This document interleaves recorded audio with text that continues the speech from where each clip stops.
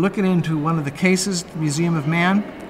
The cases contain the real objects, small objects, tools and things from the ancient Maya, and models, of course, of people carving stelae and things like that. Very useful to see how they actually did it.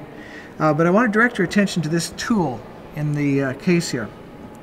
This particular tool is shaped just like an axe. It's got a small handle that would be attached to a wooden handle, and it's got this nice edged blade, but it's odd because it has the big hollow cut out of it.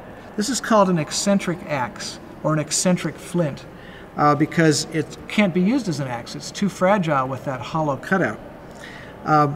What this particular tool was used for probably was for heart extraction. That is to say that when they've cut open a person's chest, they would use this hooked tool to reach inside and snip off the veins and arteries so that the heart could be pulled out. These two figurines are called Jaina style figurines. Jaina is spelled J-A-I-N-A.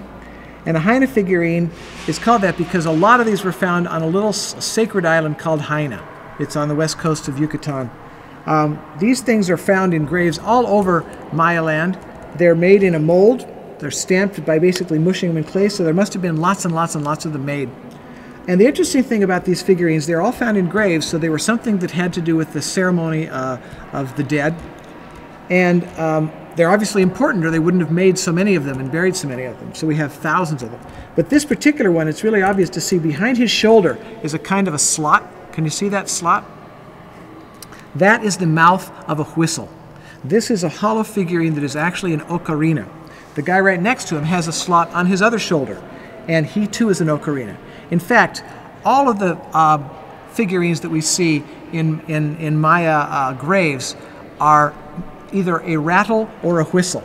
You can see the finger holes on this guy, the finger holes on that guy. These are all mold-made creatures. They're often in poses of prayer or poses of worship, with their hands up or kneeling down.